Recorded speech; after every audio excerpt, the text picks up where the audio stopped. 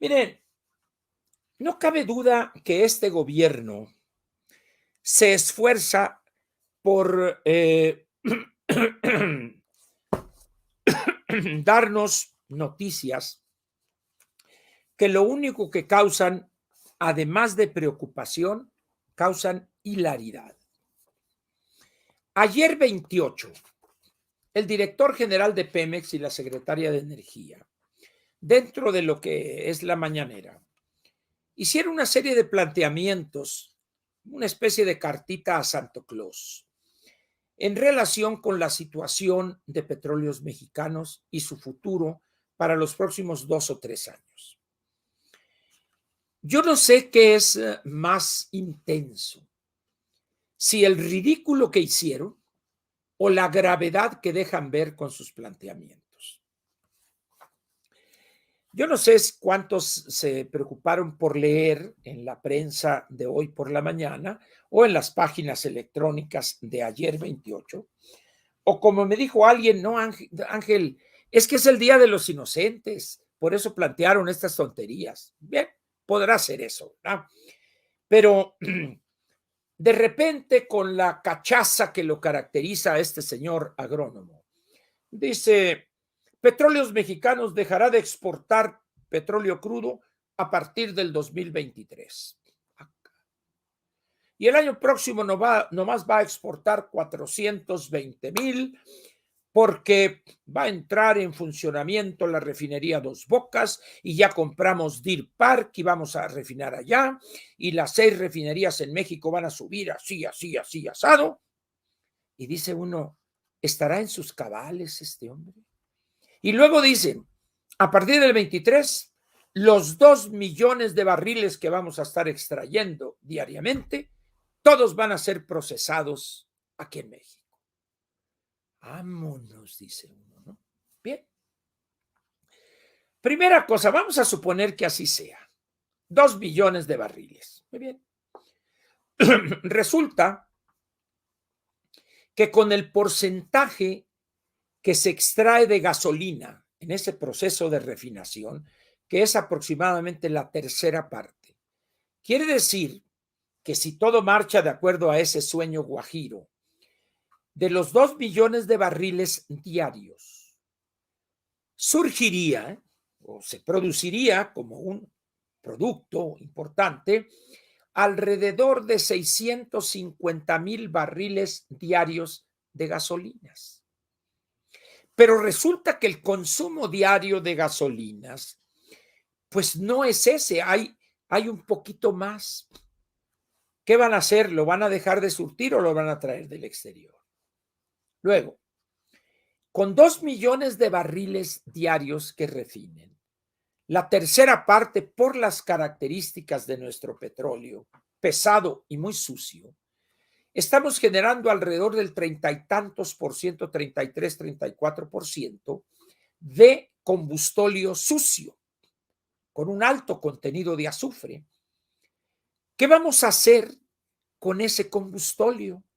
No tenemos capacidad de almacenamiento, tampoco tenemos capacidad para procesarlo y en el mundo nadie lo quiere.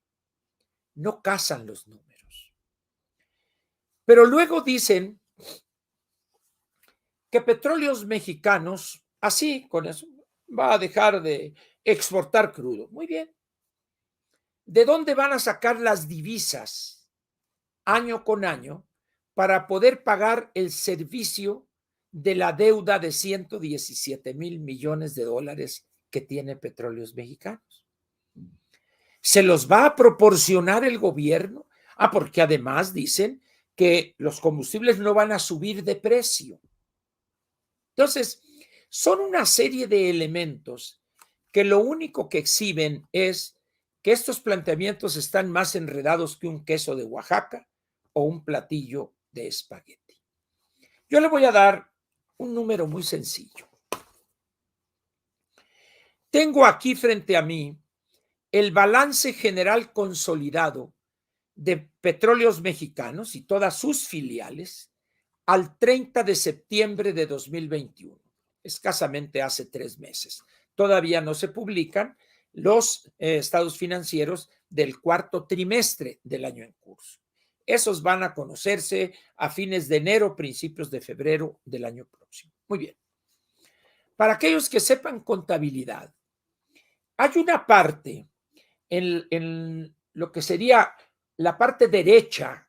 Normalmente el balance general trae en la parte izquierda todo lo que tiene que ver con los activos y en la parte derecha los pasivos y luego abajo una serie de datos que son los que compensan, donde se igualan en una serie de operaciones contables que los contadores conocen perfectamente. Y hay una cosa que se llama patrimonio. Ese concepto de patrimonio es la parte de los activos que tiene una empresa que son propios, que no los debe, de tal manera que ahí se cumple la ecuación fundamental de la contabilidad. Pasivo más patrimonio es igual al, perdón, activo es igual al pasivo más al patrimonio. Entonces, o al revés, pero el patrimonio. ¿Cuál es el patrimonio de Petróleos Mexicanos? 2 billones de pesos debe. 2 billones de pesos. Alrededor de 103,000 millones de dólares. Es negativo. Es decir, es una empresa que está en quiebra. Totalmente en quiebra. De tal manera que decir que vamos a dejar esto y vamos a hacer esto es pura ilusión. Pemex está recibiendo oxígeno con aportaciones del gobierno federal o dejándole de cobrar ciertos impuestos que el gobierno federal va a tener que ver de dónde los obtiene. Pemex hoy es una entidad casi fantasma. Es mentira eso de que vamos a lograr el abasto total del mercado interno de combustibles. No es cierto. Y no vamos a tardar mucho en que nos demos cuenta de eso. Sin embargo, son tan cínicos estos, empezando por el presidente, que esto lo dicen como si ya fuera un hecho concreto, ¿no? Luego, miren, hablan de Dos Bocas. A partir de junio, julio ya va a estar operando. No es cierto eso. Tampoco es verdad eso. Deer Park, que ya la compraron, no, todavía no han pagado. Le salió carísimo, es una pésima compra, pero van a tener que pasar un periodo importante de ajuste de dos culturas administrativas, la de Shell, que es una de las grandes petroleras del mundo, y la de Pemex. Un trabajo que hace un ejecutivo en Shell, van a llegar 20 de Pemex más caros a hacerlo. Además, resulta que la refinería de Deer Park tiene contratos de abastecimiento de gasolinas a ciertos clientes, de tal manera que eso no lo pueden romper unilateralmente, salvo que paguen una multa, una penalización. Es decir, todos estos elementos forman parte de la realidad. Y lo que plantearon ayer estos individuos es simplemente ilusiones, sueños para apuntalar una mentira en la cual el presidente ha insistido una y otra vez sin éxito. El huachicol sigue como en sus mejores años, pero ahora se ha incorporado el gachicol o el gaschicol, el robo de gas. Es decir, Pemex es una entidad insalvable, insalvable, así de sencillo. Este patrimonio negativo de 2 billones de pesos significa, en palabras llanas, que para que usted compre Pemex tendrían que entregarle en efectivo 2 billones de pesos. ¿Recuerda usted aquella lucha contra el sindicato y la corrupción de Romero de Champs, etcétera? Ya se celebraron las elecciones seccionales. Creo que son 36. ¿Saben cuántas secciones ganaron los personajes afines y aliados y leales a Romero de Champs? 30. Es decir, el que sigue mangoneando el sindicato es el señor Carlos Romero de Champs. Diga lo que diga la joven del peinado a lo rarotonga ahí en trabajo. Esas son partes duras de la realidad. En esas condiciones, pues, yo le pediría a usted sinceramente, no caiga en esos juegos perversos de dejarse seducir por ese canto de sirenas o ese canto del peje lagarto. Estoy hablando del animal, no del presidente. La verdad es que la situación a que ha llegado este gobierno y ha llevado al país es una de extrema gravedad. Ya vio usted los pleitos que hay entre Monreal, la persona que, según dicen los reportes periodísticos hoy por la mañana, sin tener pruebas más o menos claras, lo vincularon a proceso, porque ahí no es un deseo de hacer justicia en el asesinato de un candidato de Movimiento Ciudadano. Es simple y sencillamente mandarle un mensaje a Monreal. Órale, bonito. Ahí te va. Pero luego, para que se vea cómo masca la iguana de ladito y despacito, filtran una grabación telefónica entre el senador Ricardo Monreal y una dama con la que se puede colegir de escuchar la grabación que mantuvo una relación como pareja, no casados. ¿Tá? Entonces, ¿quién es la entidad que tiene capacidad para hacer eso? El nuevo CISEN o los aparatos de inteligencia de esta gente. Ese es segundo mensaje. Primero, meten al bote a su operador político allá en Veracruz. Segundo mensaje, la grabación. ¿Qué va a hacer Monreal? ¿Se va a detener por eso? ¿Se va a calmar y va a decir, no, señor, yo con usted, mire, ya, sí, no hay problema, yo me allano? Yo lo dudo, pero al menos la idea es que con esos dos mensajes sea suficiente. Si no es así, si Ricardo continúa, podrán venir otras grabaciones. Pero ahora vamos a ver de aquí para allá.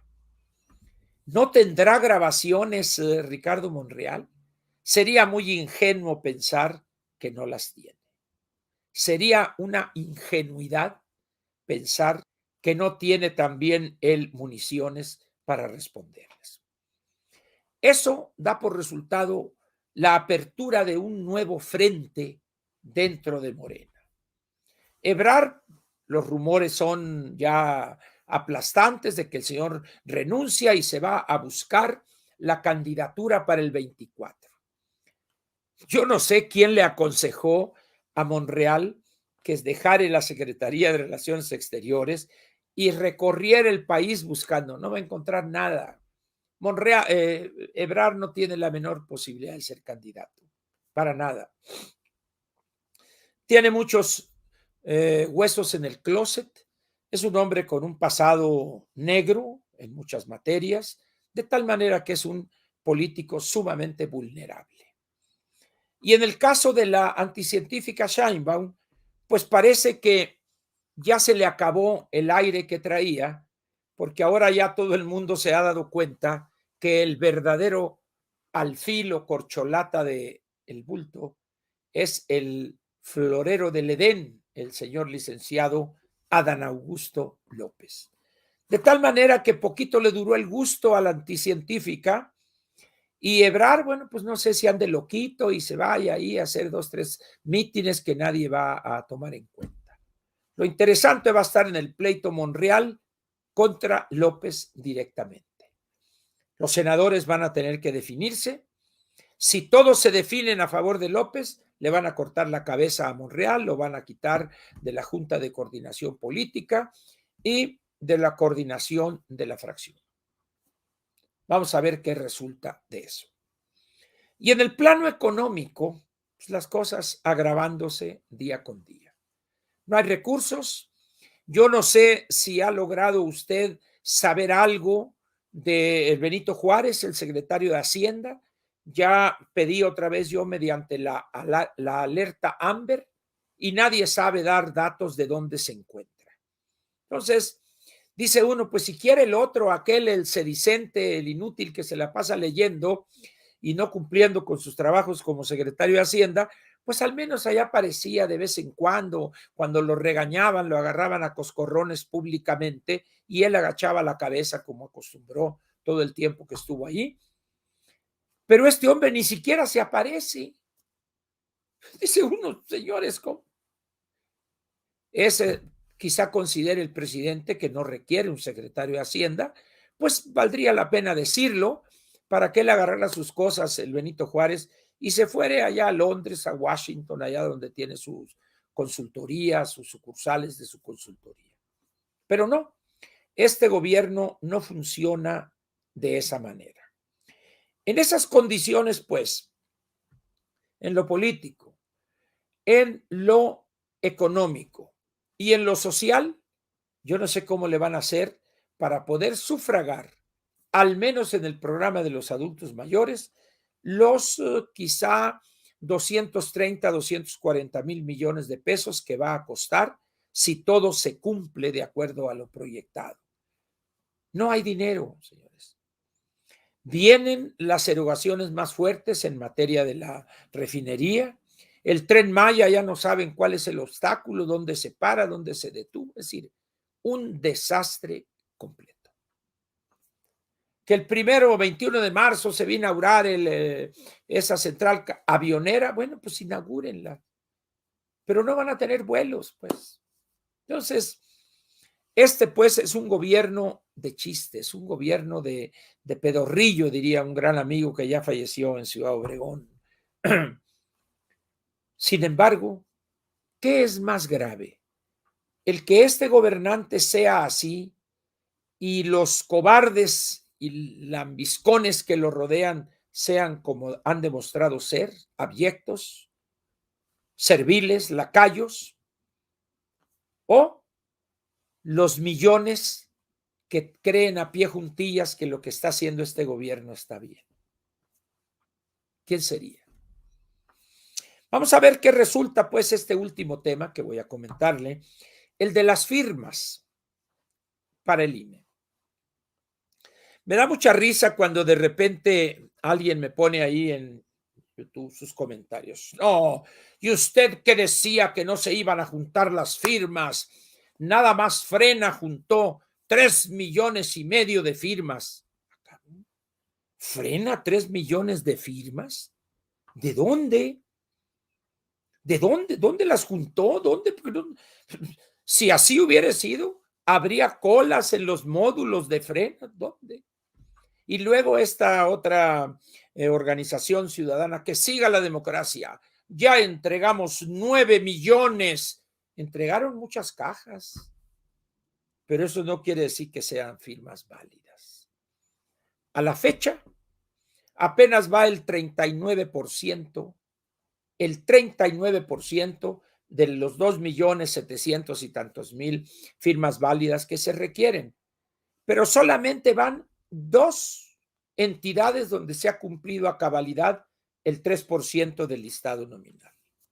Entonces, dice uno, y luego el presidente, si realmente es cierto lo que dicen, con los 3,5 millones o 3,1 millones de firmas de Frena, más los otros de más allá, y todavía el presidente dice, vamos a hacer una colecta para pagarles a 10 casas encuestadoras, para que ellos hagan una encuesta y vean si me voy o me quedo.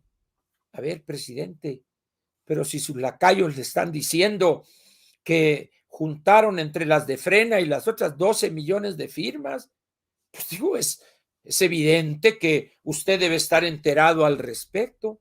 Pero cuando dice, la vamos a hacer con encuestadores o telefónicamente, pues usted está aceptando tácitamente que no se va a cumplir con el requisito primario, fundamental, que es 2,727,000 firmas válidas. Ojo, válidas. Si nos atenemos a los antecedentes, el año pasado en la consulta popular para enjuiciar a los expresidentes, entregamos 2 millones de firmas y esto, cajerío ahí. Nomás 60,000 fueron válidas. nada más. Y en la elección del 2006 llegaron con diablitos ahí, con cajas, y está notariado, vacías. Esta gente tiene varios antecedentes de falsificaciones de firmas. Entonces, vamos a esperar que el INE realice su labor. Tiene de aquí al 4 de febrero para terminar su trabajo de revisión y verificación de firmas para que nos diga al final si efectivamente se obtuvo ese 3% y con la dispersión en 17 entidades se pasará al siguiente paso, valga la redundancia, donde la Suprema Corte ahora sí tendría que definir el resultado o la resolución de la controversia constitucional, la del dinero. Ahora bien, ya para cerrar, el presidente dice, y el pueblo haría la revocación de mandato. No, señores, la Constitución establece claramente que ese proceso de revocación de mandato solamente lo puede hacer el INE, nadie más. Lo otro, pues quién sabe qué sería, una pachanga, una encuesta patito o ganas de joder nada más, pero no sería llevar a cabo el proceso de revocación de mandato. Por eso yo les preguntaba, creo que hoy, ¿todavía cree usted en los cuentos de hadas? Pues me va a decir, no, Ángel. Bueno, entonces, ¿por qué carajos le cree usted al bulto?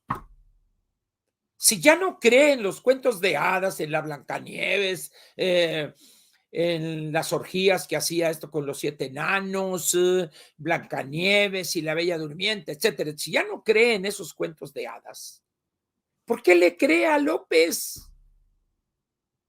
Yo, al menos los cuentos aquellos de los hermanos Grimm, de Hans Christian Andersen, pues tenían su encanto, bien hechos, articulados, pero esto es una cosa burda, mentiroso contumaz Por eso le pregunto, ¿cree usted todavía en los cuentos de hadas?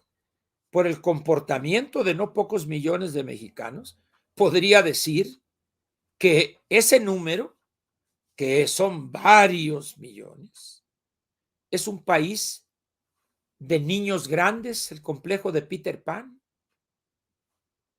Qué lamentable que un país como el nuestro, una sociedad como la mexicana, tenga a 10, 20, 25 millones de mexicanos que no obstante tener una edad física de 35, 40, 50 años, se comporten como un niño de 5 o 6 años de kinder o de primero de primaria. Qué lamentable es eso. Pero todo parece indicar que esa es la realidad nuestra. Termina aquí la sección editorial y regresamos a lo que es común en este ejercicio y en esta cita nocturna. Vamos pues.